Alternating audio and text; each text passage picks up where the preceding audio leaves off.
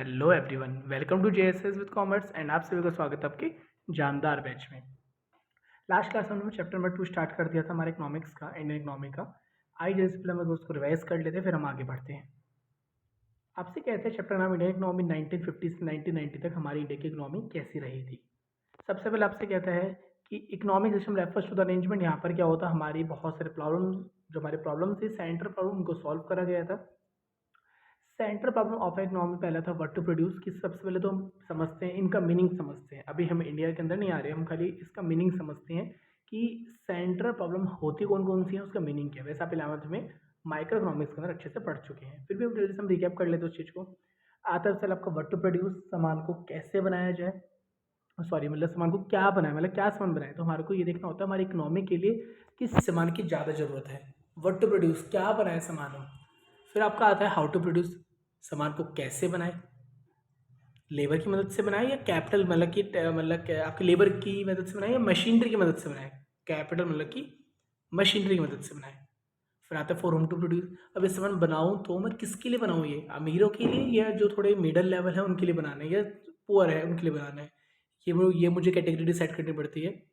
अब आपसे कहता है कि टाइप्स ऑफ इकोनॉमिक सिस्टम, हमारे पास टोटल जो 3 टाइप होता है हमारी इकोनॉमी, टोटल 3 टाइप्स की होती है। हमने पढ़ा था कल, सॉरी मेरे लास्ट क्लास में आपने। आपका आता है कैपिटलिस्ट इकोनॉमी। एक कैपिटलिस्ट जो इकोनॉमी होती है is a one in which the means of production are own or control and operated by the private sector. इसका कंट्रोल, इसको ऑपरेट करता है प्राइवेट सेक्टर, क्या करता है इसको कंट्रोल करता है। तो आपसे कहता है कैपिटलिस्ट इकोनॉमी मतलब क्या होता है कि सामान को बनाया जाता है, इसको बनाता कौन है, इसको बनाता कौन है, मतलब कि सारा का सारा कंट्रोल किसके हाथ में होता है, प्राइवेट सेक्टर में। तो हमारी अगर अब ये डिसाइड नहीं हो रहा था कि इंडिपेंडेंट के बाद, इंडिया हमारे इंडिपेंडेंस मिली तो उसके बाद हमारी इकोनॉमी को कैपिटलिस्ट इकोनॉमी बनाना था या नेक्स्ट आपका सोशलिस्ट इकोनॉमी बनाना था। कैपिटलिस्ट इकोनॉमी मतलब क्या होता है, जिसमें पूरा पूरा कंट्रोल किसका होगा, प्राइवेट सेक्टर का। तो काफ़ी मतलब इसके पर मतलब डिसएग्रीमेंट हुए थे, नहीं भाई ऐसा नहीं कर सकते। काफ़ी लोगों ने कहा था कि हम अपनी पूरी कंट्री को कैपिटलिस्ट इकोनॉमी नहीं कर सकते हैं। तो इसमें देखा गया कि what to produce, under the system only those goods are produced that can be sold profitability either in the domestic or in the foreign country. अब यहाँ पर कैपिटलिस्ट इकोनॉमी का सामान बनता कौन सा है, आज भी हम देखें कौन सा सामान बनता है जिसमें प्रॉफिट कमाई जा सके। जैसे कह सकते हैं कार, गवर्नमेंट का कोई कंट्रोल नहीं है, मतलब कि हमारी ऐसे कोई कार नहीं जो क्या बोलते हैं गवर्नमेंट बनाती हो, सारी प्राइवेट कार से बनती है, सारी मतलब प्राइवेट सेक्टर में जो आते हैं वो आए इसलिए प्रॉफिट कमाने के लिए। सेकंड, सामान को कैसे बनाए। अब जो प्राइवेट सेक्टर हो उससे सामान को लेबर की मदद से बनाऊँ या मैं कैपिटल मदद से या मैं मशीनरी की मदद से बनाऊँ। मतलब अब इस सामान जो मैं बनाऊंगा, मान लेते कि अभी जैसे हमने देखा था लास्ट क्लास में, मैं कह रहा था कि अगर एक कार बनानी है आपको तो आपको सोचना पड़ेगा कार मुझे अमीरों के लिए बनानी है या मिडिल क्लास के लिए बनानी है मुझे। ठीक है, तो हर कंपनी करती डिसाइड ये करती है। फिर आपका आता है सोशल इकोनॉमी। सोशलिस्ट मतलब क्या होता है, a social economy is one in which the means of production are on control and operated by the government. इसका फुली कंट्रोल किसका होता है, गवर्नमेंट का कंट्रोल होता है। वही आपसे कहता है एक सोशल इकोनॉमी मतलब क्या होता है कि सामान को जो बनाया जाता है, means of production are on, इसको पूरा संभाला और उसका पूरा कंट्रोल किसका होता है, गवर्नमेंट का होता है। अब हम अपनी इकोनॉमी को पूरी गवर्नमेंट में भी नहीं कर सकते थे, सारी गवर्नमेंट हो गई तो कंपनी के अंदर प्रॉफिट आएगा नहीं सरकार के पास। ठीक है, तो सरकार मतलब कि अपनी कंट्री को डेवलप कैसे करेगी। तो सरकार ने सोचा कि मुझे क्या बनाना है। अगर हम सोशल इकोनॉमी में जाते हैं तो सरकार क्या सोचते हैं, मुझे क्या बनाना है, कि मतलब सबसे ज़्यादा लोग किस चीज़ की जरूरत है, जैसे गेहूँ चाहिए, चावल चाहिए। सेकंड आपका आता है हाउ टू प्रोड्यूस, अब सामान को कैसे बनाना है। सरकार सोचेगी मुझे क्या करना है, अगर हैंडीक्राफ्ट्स या जैसे कहा जाए तो अगर हमारे को लेबर की मदद से बनवाना है या मशीन की मदद से मेरे को सामान बनाना है। फिर उसका सरकार ये डिसाइड करेगी मैं सामान बनाऊँ तो किसके लिए। ज़्यादातर सामान जो गवर्नमेंट सामान बनाती है किसके लिए, अमीरों के लिए नहीं बनाती, वो मिडिल क्लास या गरीबों के लिए बनाती है। आपने कभी ये नहीं सुना होगा कि मतलब कि हमारे प्राइम मिनिस्टर जी ने कि अमीरों को ये फ़ायदा कर दिया, नहीं। क्योंकि देखा जाता है कंट्री के अंदर पॉपुलेशन किसकी ज़्यादा है, हमारे कंट्री की पॉपुलेशन मिडिल क्लास और पुअर की ज़्यादा है। तो गवर्नमेंट काम भी किसके लिए करती है, पुअर क्लास और आपकी मिडिल क्लास के लिए। But I am mixed economy, कहते हैं मिक्सड इकोनॉमी का मतलब क्या होता है, जिसके अंदर प्राइवेट सेक्टर पब्लिक सेक्टर दोनों ही काम कर रहे होते हैं। अब आप कहोगे हमारी कंट्री यही तो है, फिर हमारी कंट्री के अंदर प्राइवेट सेक्टर भी है, रिलायंस हो गया, जियो हो गया, ऐसे भी हैं। और हमारी कंट्री में गवर्नमेंट सेक्टर भी है, हमारी कंट्री में गवर्नमेंट सेक्टर भी है। जैसे आप देखेंगे बहुत सारे गवर्नमेंट जो सेक्टर्स हमारे, जैसे LIC हो गया गवर्नमेंट सेक्टर आपका, वो स्कूल्स हो गए वो भी गवर्नमेंट सेक्टर, हॉस्पिटल्स हो गए वो भी गवर्नमेंट सेक्टर हैं। तो हमारी जो इकोनॉमी ना मिक्स्ड इकोनॉमी, जहाँ पर गवर्नमेंट सेक्टर भी है प्राइवेट सेक्टर दोनों मिलकर काम करते हैं। In the mixed economy the government and the market together solve the 3 central problem. अब क्या होता है कि ये फायदा होता है कि अब इस जो हमारी जो 3 प्रॉब्लम्स थी ना, what to produce, how to produce, for whom to produce, इनको सॉल्व करने वाले 2 जने हो गए, एक गवर्नमेंट सेक्टर भी प्राइवेट सेक्टर, दोनों मिलकर काम करेंगे अब। तो वही कहा जाता है कि मिक्स्ड इकोनॉमी का मतलब क्या होता है, जिसमें गवर्नमेंट और प्राइवेट सेक्टर दोनों ही इन्वॉल्व होते हैं। फिर नेक्स्ट पॉइंट आपसे कहता है the private sector provide the what ever goods and services. अब प्राइवेट सेक्टर ये डिसाइड करता है कि लोगों को गुड्स ज़्यादा चाहिए, सर्विस ज़्यादा चाहिए। गुड्स ज़्यादा चाहिए तो गुड्स में क्या ज़्यादा चाहिए, कार्स, मोटरसाइकिल, स्कूटी, क्या ज़्यादा चाहिए, तो वही तो लोगों के लिए बनाया जाएगा ना। It can produce well. अगर ये पता चल जाए कि हमारे को क्या ज़्यादा बनाना है तो क्या कर सकते हैं, गवर्नमेंट सही तरीके से प्रोड्यूस कर सकती है। And the government provide essential goods and services which the market fails to do. And क्या करती है गवर्नमेंट, वही चीज़ें प्रोवाइड करती है जिसमें क्या होती है हमारी गवर्नमेंट फेल्ड हो जाती है। गवर्नमेंट क्या करती है, वही चीज़ें करती है जहाँ से ज़्यादा लोगों को प्रोवाइड कराई जाती है।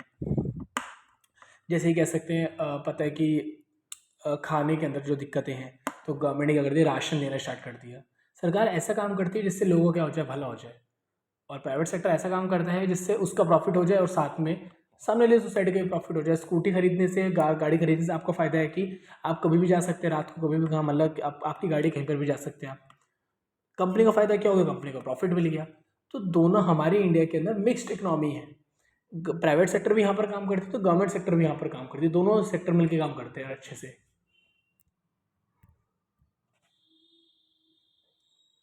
फिर भी पढ़ा था how the Indian economic system are decided of the freedom. हमारी इंडियन इकोनॉमी कौन सी चूज़ करेगी, हमने तीनों पढ़ ली, कैपिटलिस्ट, सोशलिस्ट एंड आपका मिक्स्ड। हमारी इंडिया ने कौन सी इकोनॉमी चूज़ करी, मिक्स्ड इकोनॉमी, जस्ट हमने पढ़ा अभी। कुछ लीडर ने बहुत लड़ाई करी कि भाई, इन्होंने कहा कि हम ऐसा नहीं कर सकते कि हम अब पूरी कंट्री को कैपिटलिस्ट इकोनॉमी कर दें, इससे क्या होगा, सारा सारा कंट्रोल पूरी प्राइवेट का हो जाएगा। फिर हमारी कह सकते हैं जो कंट्री दोबारा से क्या हो जाएगी, किसी के अंडर रह के काम करेगी। इस बार कौन आया था, कोई पिछली बार कौन आया था, दूसरी कंट्री आई थी। इस बार हमारी कंट्री के लोग हमारे पर राज करेंगे, ऐसा नहीं कर सकते। उन्होंने कहा कि हम क्या करते हैं, मिक्स्ड इकोनॉमी का चूज़ करते हैं।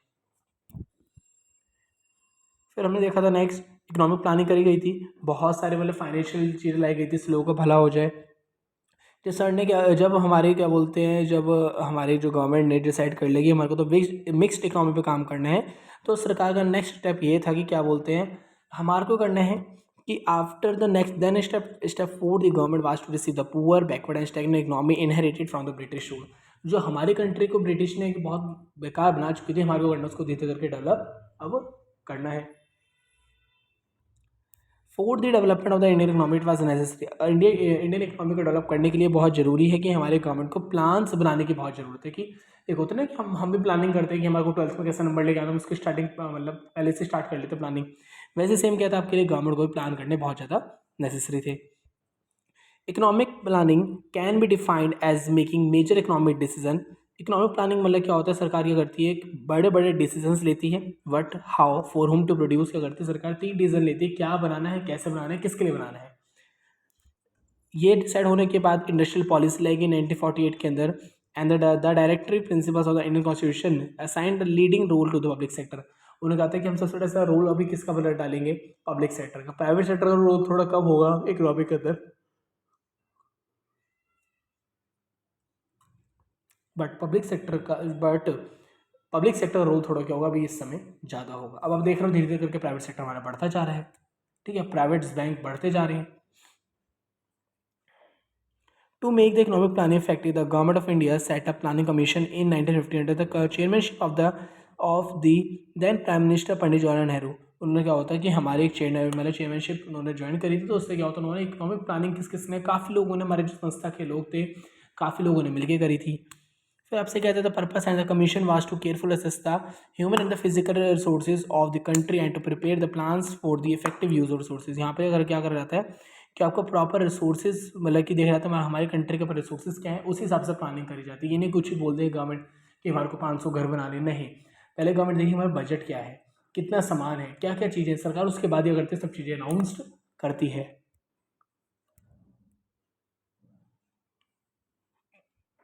The planning commission is fixed the planning period at 5 years which began the era of 5 year plan. हमारी गवर्नमेंट ये करता है 5 year प्लान को चूज़ करा था कि 5 year प्लान में होता क्या है, हर 5 साल के लिए क्या बनाए जाते हैं, प्लान्स बनाए जाते हैं, सरकार क्या करती है फिर उसके ऊपर काम करती है, मतलब उसी के हिसाब से काम करती है। हर क्या करती है साल, हर साल क्या करती है, हर 5 साल में करती है गवर्नमेंट अपने 5 year प्लान्स बनाती है।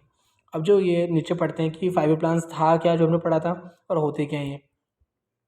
The 5 year plan has been concern with removal, इसका मतलब क्या होता है, बैकवर्डनेस को हटा देना, जो हमारे मतलब कह सकते हैं जो पिछड़ी जाति है, जो बहुत गरीब है, उनको हमारे को इनकी गरीबी कम करनी है। सरकार का 5 year प्लान में ये एम हुआ करता था। 5 year प्लान में ये होता था कि हर सेक्शन के लोगों को प्रॉपर खाना, प्रॉपर में सब चीज़ें, इनको प्रोग्रेस, इकोनॉमिक प्रोग्रेस होनी बहुत ज़्यादा ज़रूरी है। 5 year plan was in launch, हमारी गवर्नमेंट फर्स्ट प्राइम मिनिस्टर ने हमारा कह सकते हैं जो 5 year प्लान लॉन्च करा था, Pandit Jawaharlal Nehru in the parliament में करा था। जो लॉन्च हुआ था 1 अप्रैल 1951 में हुआ था आपका, और कब तक चलेगा, 5 साल तक। 1951 से 5 साल ऐड कर लो तो 1956 तक आपका चलेगा, क्योंकि फाइनेंशियल ईयर है तो 1 अप्रैल से 31 मार्च तक आपका हो जाएगा। फिर आपका 12th 5 year प्लान, आपका ये लास्ट 5 year प्लान था 2012 से 2017। उसके बाद हमारी गवर्नमेंट ने 5 year प्लान्स निकालना बंद कर दिया। और ये जो इसमें प्लान हुआ करते थे, बेसिक कह सकते हैं गोल्स हुआ करते थे कि लोगों को ये करना चाहिए, वो करना चाहिए।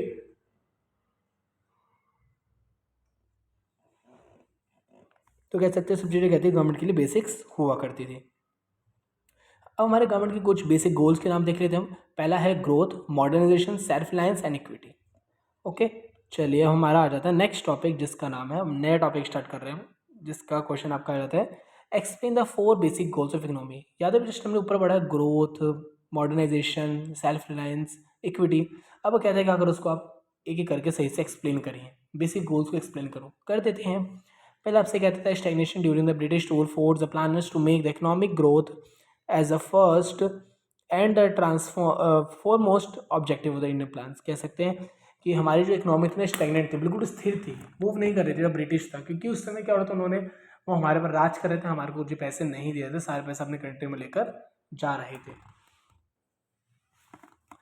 तो आपसे कहता है कि इसमें growth refers to the increase in the कह सकते हैं country capacity to produce the output goods and services. अब ग्रोथ का मतलब होता है क्या है कि ज़्यादा से ज़्यादा सामान बना रहे हैं, इससे क्या होगा, ज़्यादा से ज़्यादा हम सामान बनाएंगे तो ज़्यादा से ज़्यादा सामान बेचेंगे, और ज़्यादा सामान बेचेंगे तो प्रॉफिट भी कमाएंगे, ज़्यादा अर्न करेंगे। A good indicator of the economic growth in the language of the economic study increase in the gross domestic product. आपसे कहते हैं कि हमारे अच्छा इंडिकेटर ये था कि हमारे को ना पता चल रहा था जीडीपी बढ़ रही है। जीडीपी आपको पता ही होगा, ग्रॉस डोमेस्टिक प्रोडक्ट, कि एक साल में कितना रुपए का सामान इंडिया के अंदर से खरीदा गया, इंडिया के लोग मतलब कि, और प्लस में फॉरेन कंट्री दोनों ने मिलकर कितना सामान खरीदा इंडिया के अंदर। तो देखा गया कि भाई हमारे इंडिया की जीडीपी की वजह काफ़ी ज़्यादा ग्रो करी है, ये हमारे लिए पॉजिटिव न्यूज़ थी।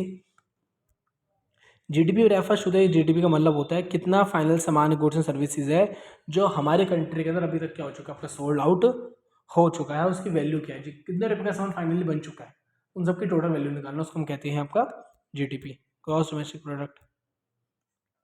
फिर आपका आता है in some countries growth in agriculture contributes more to GDP growth, while in some countries growth in service sector contribute more GDP to growth. कहता है कि कुछ कुछ कंट्री में क्या होता है, ये आपके, अच्छा ठीक है, कुछ कुछ कंट्रीज में क्या होता है कि ग्रोथ, एग्रीकल्चर जब ग्रोथ होती है, एग्रीकल्चर कृषि की जब ग्रोथ होती है, तो इससे क्या होता है हमारी कंट्री की जीडीपी भी बढ़ जाती है। ग्रोथ ज़्यादा होगी तो क्या करेंगे, हम ज़्यादा चीज़ें बाहर बेचेंगे, और ज़्यादा चीज़ें बाहर बेचेंगे तो ज़्यादा प्रॉफिट्स में कमाएंगे। नेक्स्ट आपसे कहता है सर्विसेज। अगर मान लेते मैं किसी को सर्विस दे रहा हूँ, वहाँ पर जाके जॉब कर रहा हूँ, और मेरे को सैलरी मतलब मान लेते हैं 20,000 मिलती है, अब मैं करूँ गवर्नमेंट मतलब कि हाँ, आप ऑब्वियस अगर गवर्नमेंट सेक्टर मतलब कि प्राइवेट सेक्टर भी हो सकते हैं, वहाँ पर जाके हम बोलेंगे कि भाई हमारी जो सैलरी काफ़ी कम है, तो क्या कर सकते हैं, हमारी सैलरी को इंक्रीमेंट भी कर सकते हैं। तो ऐसे देखा गया कि हमारी कंट्री की जीडीपी क्या होती जा रही है, बढ़ती जा रही है। The contribution of each economic sector to GDP make up the structural composition of the economy. Structural composition refers to number of the people engaged in the different sector. हमारे जो कंट्री के लोग थे अलग अलग सेक्टर में क्या थे, एंगेज थे। कुछ लोग प्राइमरी थे, कुछ लोग सेकेंडरी थे, कुछ लोग आपके टर्शियरी थे, जो हमने पढ़ ही चुके हैं। नेक्स्ट टॉपिक आपका आ जाता है मॉडर्नाइजेशन। याद हमने पढ़ा था भी, ग्रोथ तो हमारा हो चुका, अब सेकंड आपका क्या रहता है, मॉडर्नाइजेशन। फिर आपका क्या आ जाएगा, कैपिटलिस्ट इकोनॉमी जो हमारे थे, ठीक है। जो आपका था, एक सेकेंड, ये ग्रोथ हो गया, मॉडर्नाइजेशन हो जाएगा। अब सेल्फ एंड सिक्योरिटी, दो और बचेंगे आपके। फिर चलिए देखते हैं, पहले हम देखते हैं मॉडर्नाइजेशन का मतलब क्या होता है। Adaptation, adoption of new technologies. हमारी गवर्नमेंट क्या करती है, धीरे करके ना, हमारे गवर्नमेंट के लिए प्राइवेट सेक्टर क्या करता है, धीरे धीरे करके करता है, नई नई टेक्नोलॉजीज़ को अडॉप्ट करते हैं कि हाँ भाई, अगर इससे काम ज़्यादा अच्छे से हो रहा है और बहुत एफिशिएंसी से काम हो रहा है, तो गवर्नमेंट क्या करती है, काम किसको पकड़ा देगी, अपने जो सॉफ्टवेयर है उनको पकड़ा देगी। वो काम आपको बड़ी जल्दी से असेंबल करके प्रोवाइड कर देंगे। फॉर एग्जाम्पल, जैसे आपको दे रखा है, a factory can increase output by using new type of technologies. अगर कभी कोई भी कंपनी अपनी आउटपुट को, जो भी सामान बना रही है, उसको बढ़ाना चाहती है, तो कंपनी क्या कर सकती है, नई नई मशीनरीज का भी इन्वेंशन कर सकती है। फिर आपसे कहते हैं चेंज इन सोशल आउटलुक। कहते हैं modernisation also requires change in social outlook such as a gender empowerment providing equal right to the women. एक तो हमारे को क्या भी करना है कि अगर आप कोई भी आपकी कंपनी है, तो आपको ऐसा नहीं करना है कि खाली मेल्स ही काम करेंगे, ठीक है। अगर वहाँ पर अगर काम ऐसा है कि नॉर्मल कोई भी कर सकता है, तो ऐसा नहीं करना है कि खाली मेल्स काम करेंगे। वहाँ पर हमारे को वुमेन्स को भी, जो वुमेन्स हैं, उनको भी करनी है, अपॉर्चुनिटीज़ प्रोवाइड करनी है। इसको भी कहते हैं मॉडर्नाइजेशन। काफ़ी कंपनीज में अलाउड ही नहीं होता ऐसा काम करना, क्योंकि मॉडर्नाइजेशन वहाँ पर है नहीं। मॉडर्नेशन मतलब क्या होता है कि जेंडर में इनइक्वालिटी मत करना, सबको इक्वल समझना, मेल एंड फीमेल दोनों को इक्वल समझना। तो वहाँ पर दोनों को क्या करना, अपॉर्चुनिटीज़ प्रोवाइड करना। फिर आपसे आता है सेल्फ रिलायंस क्या होता है। The third major objective of economy का ये है self reliant. Self reliance under the Indian conditions means overcoming the need of external assistance. कहते हैं सेल्फ रिलायंस का मतलब क्या होता है, इंडियन की जो कंडीशन है, मीन्स ओवरकमिंग द नीड। हमारे को करना है थोड़ी सी जो हमारी मतलब कि जो हमारी ज़रूरतें हैं ना, हमारे को थोड़ा सा उसको क्या करना है, कम करना है। जैसे कि हमारे को ना सेल्फ रिलायंट होना है। जैसे कि हम क्या होता है, किसी के ऊपर एक बार निर्भर हो गए तो हमारी आदत सी हो जाती है। जैसे कि मान लेते अगर आप हो, आपको क्या मतलब कुछ मतलब खाने का पसंद है, या चलो आपको ना पानी चाहिए, आपकी आदत क्या है, मम्मी को बोलते हो, मम्मी को क्या बोलते हैं, पानी पकड़ा दो। आपकी हैबिट सी बन चुकी है। आपको एक ना कैसे होता है, मतलब कि एक आपको आपको रेजोल्यूशन लेना है कि नहीं यार, मुझे किसी से पानी मांगना नहीं है, मुझे खुद खड़े होकर लेना है। बहुत प्यास लग रही है, नहीं उठे रहा तो बैठे रहो, फिर मत लो खड़े होकर, ठीक है। तो आपको एक दिन दिक्कत आएगी, 2 दिन आएगी, धीरे धीरे करके आपकी ऐसी हैबिट बन जाएगी। तो वो है कि हमारी कंट्री को सेल्फ रिलायंट बनना था। पहले हमारी कंट्री दूसरों से चीज़ें लिया करती थी, अब हमारी कंट्री ने वो चीज़ें करनी बंद कर दी थी। अब हमारी कंट्री क्या होती, खुद कपड़े क्या होती, निर्भर थी, उन्होंने सब चीज़ें बाहर से लेना बंद कर दिया था। To promote the economic growth and the modernization, the 5-year plan is stressed on the use of the on resources. कह सकते हैं हमारे को इकोनॉमिक ग्रोथ करने के लिए, मॉडर्नाइजेशन करने के लिए, यही तो 5-year प्लान के अंदर आता था। 5-year प्लान का मतलब क्या होता है, हमारे को क्या क्या चीज़ें करनी है, कि हमारे को 5 सालों के अंदर क्या क्या चीज़ें करनी है, ठीक है। तो वही हमारे गवर्नमेंट ने सेट करा कि हमारे को 5 सालों के अंदर पहले अपनी कंट्री के अंदर ग्रोथ भी करनी है, हमारे को अपनी कंट्री के अंदर मॉडर्नाइजेशन भी करना है। जैसे आप कह सकते हैं ए आ चुका है, आर्टिफिशियल इंटेलिजेंस, ये भी तो मॉडर्नाइजेशन ही है। चेंजेस आ रहे हैं हमारी इकोनॉमी के अंदर। और फिर आपका आता है the policy of the self reliance was consider necessary because of 2 reasons. कह सकते हैं सेल्फ रिलायंट होना क्या क्यों जरूरी है, इसके 2 हमारे रीजन दे रखे नीचे। To reduce the foreign dependence, हमारे को फॉरेन जो कंट्रीज उन पर हमारे को थोड़ा कम डिपेंड होना है, क्योंकि हम जब भी किसी से सामान खरीदते हैं तो हमारे को पेमेंट करनी पड़ती है। अगर आप फॉरेन कंट्री से सामान खरीदोगे तो आपको पेमेंट भी कहाँ पर करनी पड़ेगी, फॉरेन कंट्री के अंदर करनी पड़ेगी। तो हमारा बहुत बड़ा अमाउंट कहाँ पर चल जाएगा, फॉरेन कंट्री के पास भी चला जाएगा। As India was recently freed from the foreign control, it is necessary to reduce our dependence foreign countries. हमारा कह सकते हैं थोड़ा डिपेंडेंट क्या हो जाएगा, थोड़ा सा आपको फॉरेन कंट्री के ऊपर कम हो जाएगा।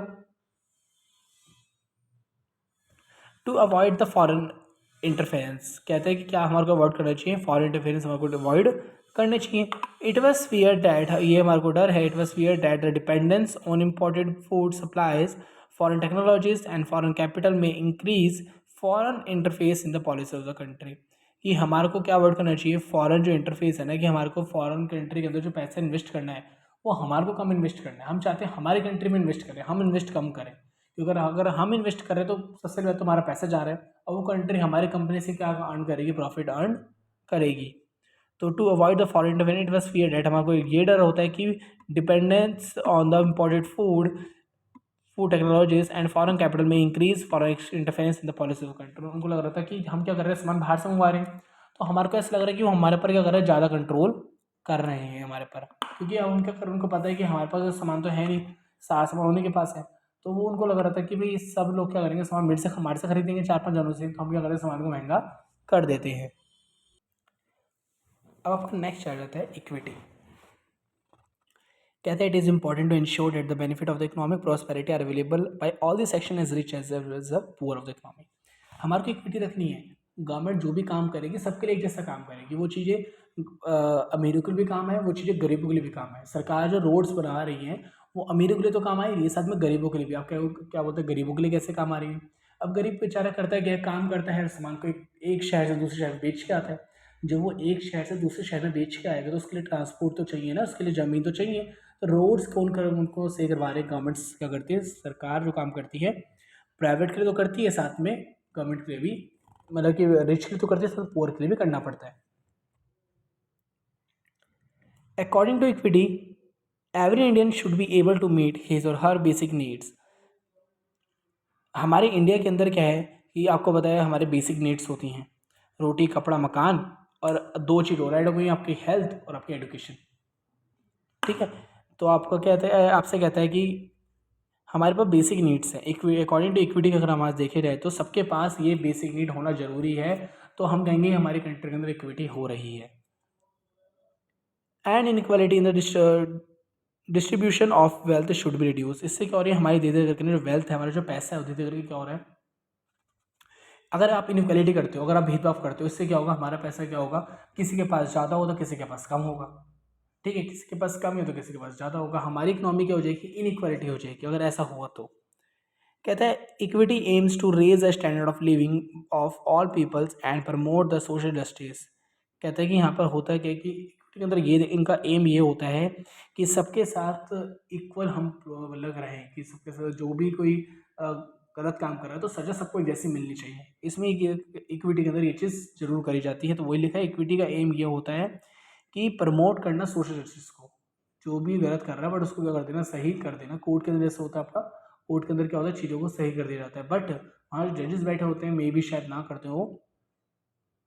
तो इक्विटी हर जगह होनी चाहिए, जिसने गलती करी गलती की सजा, जिसने अच्छाई करी उसको अच्छाई की सजा जरूर ही मिलनी चाहिए। ओके, चलिए अब आपका आ जाता है यहाँ से एग्रीकल्चर क्या होता है। At the time of the independence, the land annual system was characterized by the intermediaries like the zamindars who merely collected rent lagan from the actual tillers of this soil. कहते हैं यहाँ होता क्या है कि एक एट अ टाइम इंडिपेंडेंस के time पर क्या होता था कि लैंड एनुअल सिस्टम जो बनाया गया था उसके अंदर characteristics by the intermediaries like the zamindars who merrily collected rent, जिनका काम क्या था कि हमारी दूसरी कंट्री साइड द ब्रिटिशर्स को हमारे इंडिया से क्या लेते थे, हमारी ज़मीन पर लगान के रूप में रेंट लिया करते थे, हमारी थोड़ी सी खेती भी ले लिया करते थे, वो नील की खेती। ठीक है, the low productivity of the agriculture sector force to India bought fruit from the USA. हमारी कंट्री के अंदर कह सकते हैं कि मतलब इतनी प्रोडक्टिविटी ज़्यादा अच्छी नहीं थी, बहुत बेकार थी, तो हमारी गवर्नमेंट ने फिर क्या करना स्टार्ट कर दिया, यूएसए से सामान मतलब खाने का सामान खरीदना स्टार्ट कर दिया, कि जिससे क्या कर सके वो, जिससे क्या कर सके मतलब अपनी अपनी लाइफ को डेवलप वो कर सकें। तो वो है कि क्या बोलते हैं, जो आपका यूएस में रहते हैं उनकी इकोनॉमी, उनका पैसा कहाँ रखा होता है, डॉलर्स मतलब कि जो भी होता है वो उनकी करेंसी के अंदर नोटेड होता है। और फिर आपसे कहता है कुछ फीचर्स भी होते हैं या प्रॉब्लम कह सकते हैं एग्रीकल्चर की। पहला, लो प्रोडक्टिविटी। हमारे क्या क्या फीचर थे, जब हमारे पास ब्रिटिश गवर्नमेंट का रूल था तो हमारी इकोनॉमी कैसी थी, हमारा प्रोडक्शन कैसे हो रही थी। कहता है low productivity. Indian agriculture sector was known for it low productivity, lack of knowledge was responsible for the stagnation in the sector. हमारी कंट्री के अंदर एग्रीकल्चर सेक्टर डेवलप नहीं कर रहा था पहले, क्यों, हमारे पास नॉलेज नहीं थी।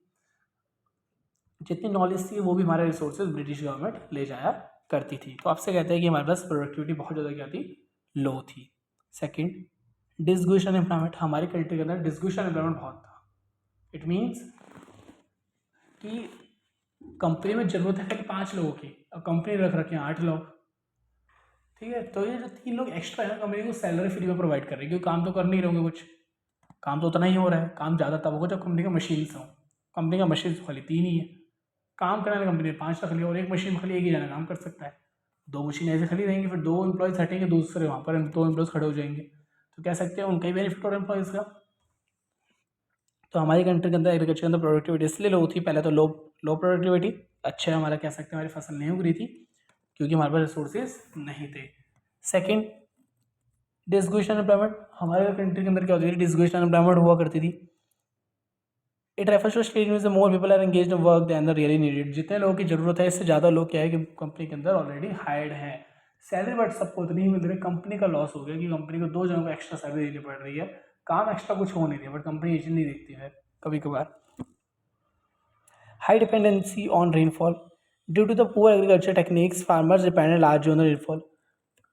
जो पहले के फार्मर्स थे उनके पास ज़्यादा पैसा नहीं था, वो खाली बीज डाल दिया करते, थोड़ा बहुत पानी डाल दिया करते थे क्योंकि पानी बहुत दूर से उठा के लाना पड़ता था।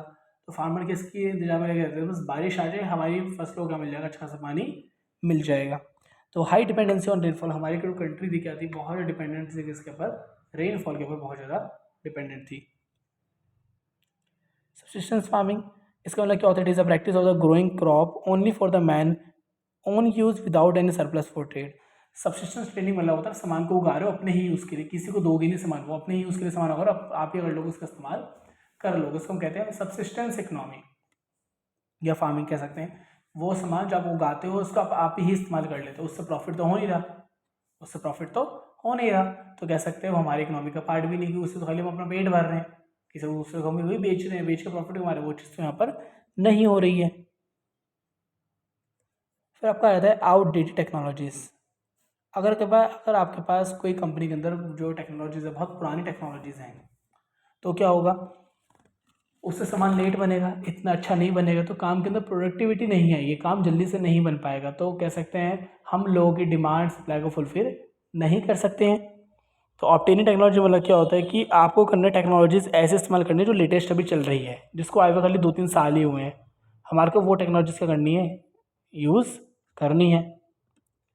फिर आपका आ जाता है conflict between the tenants and landlords, क्या होता है कि काफ़ी लड़ाइयाँ होती है टीनेंट्स एंड लैंडलॉर्ड्स के बीच में। फार्मर्स पर ऑफन वो कहते थे, हम तो आपको, जब ब्रिटिशर्स मांगते थे ना किराया अपना कि भाई तुमने ज़मीन पर काम करो, कहते थे हम, काफ़ी लोग कहते थे हम आपको क्यों पैसे दें, ज़मीन तो हमारी है, ये इस ज़मीन के मालिक हम हैं, तो आपको पैसा क्यों दें। कहते हैं farmers are often a part of the critical contract that bound them to the landlord used to extract huge amount of interest of farmers. क्या करते हैं, जो ब्रिटिशर्स थे ना वो फार्मर से बहुत ज़्यादा क्या करते ध्यान दिया करते थे, क्योंकि उनका जो घर था फार्मर की, उनकी कंट्री, उनका घर जो था फार्मर की वजह से ही क्या हो रहा था, उनकी मदद से ही चल रहा था वो। तो कह सकते हैं कि बट अब तो ब्रिटिश गवर्नमेंट आ गई, उन्होंने कहा कि हमारे को क्या भी चाहिए, तुम टैक्स भी ला के दोगे, तो इससे क्या हो गया कि थोड़ी बहुत आमदनी क्या हो गई, काफ़ी लोगों की कम हो गई थी। तो आपको समझ आ गया होगा कि हमारे क्या क्या फीचर्स हैं, क्या क्या प्रॉब्लम हमारे एग्रीकल्चर को फेस करनी पड़ रही थी। पहला, लो प्रोडक्टिविटी, काम सामान इतना अच्छा नहीं बन रहा था। सेकंड, डिसग्यूज एम्प्लॉयमेंट, 5 लोग ही छोड़ता, आपने 8 लोग रख रखे, 3 लोग एक्स्ट्रा रख रखे हैं, उनको निकाल दो तो सही रहेगा। Third, high dependency on rainfall, कह सकते हैं कि हमारी जो कंट्री थी, हमारी फसलें किस पर डिपेंडेंट थी, रेनफॉल पर डिपेंडेंट थी।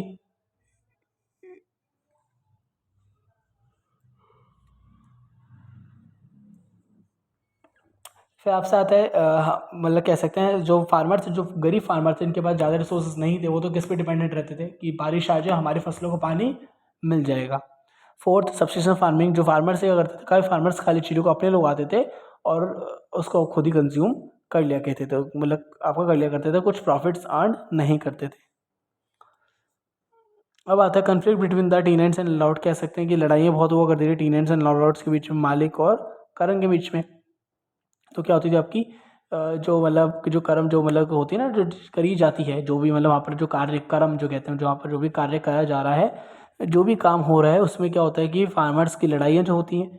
अब वहाँ पर ब्रिटिशर्स ऊपर से बैठे थे, वो कहते हैं हमारे को लगान के रूप में पैसे ला के दो। काफ़ी लोग मना करते हैं हम आपको पैसे क्यों दें, ज़मीन हमारी, रिसोर्सेज हमारे, तो हम आपको पैसे क्यों देते। तो उससे बहुत से क्या होते हैं, लड़ाइयाँ भी हो ही जाती थी। ओके, तो आज के लिए हम इतना ही करते हैं, जो नेक्स्ट जो हम करेंगे अपने नेक्स्ट क्लास में करेंगे। और आपका आज का होमवर्क ये है कि आपको, आपने मे बी जो पुराना होमवर्क कर लिया होगा, आपको करना है एक्सप्लेन द 4 गोल्स हमने हमारे कौन कौन से, उसको अच्छे से एक्सप्लेन करना है। सारा आपका ये टॉपिक आ जाएगा, सारा टॉपिक इसमें कवर हो ही रहा आपका ये वाला, ठीक है। और आपका इक्विटी, फिर आपका आ जाएगा कि फीचर्स लिखिए, प्रॉब्लम ऑफ एग्रीकल्चर, क्या क्या प्रॉब्लम थे एग्रीकल्चर के अंदर, आपको उसके फीचर्स लिखने हैं, ठीक है। तो ये आपको आज अच्छे से याद करना है। फिर हम मिलते हैं अपनी नेक्स्ट क्लास के अंदर। तब तक आप अपनी वीडियोस अच्छे से कंटिन्यू देखते रहिए, क्लासेस कंटिन्यू आप लेते रहिए। आपके डाउट्स जो हैं आप अपने डाउट्स ऑनलाइन भी मेरे से पूछ सकते हैं। अपने ऑनलाइन क्लास भी फ्री ऑफ कॉस्ट कंडक्ट करवा सकते हैं। करने के लिए डिस्क्रिप्शन में जाएंगे, बस आपको वहाँ से कॉन्टैक्ट इन्फॉर्मेशन मिलेगी। अपना नेम, अपना स्कूल नेम, सब्जेक्ट और आपका टॉपिक क्या है वो आपको लिख देना है। मैं आपको उस दिन या अगले दिन क्लास शेड्यूल कर दूंगा। जिस मोड के आपके थ्रू करना मैसेज आप मुझे कर सकते हैं, आपकी अगले दिन या उसी दिन क्या हो जाएगी, ऑनलाइन क्लास भी कंडक्ट हो जाएगी। ओके, अगर आपने चैनल सब्सक्राइब नहीं तो सब्सक्राइब कर लीजिए और अपने दोस्तों को या फ्रेंड्स को शेयर कर दीजिए। Thank you for watching video. Thank you.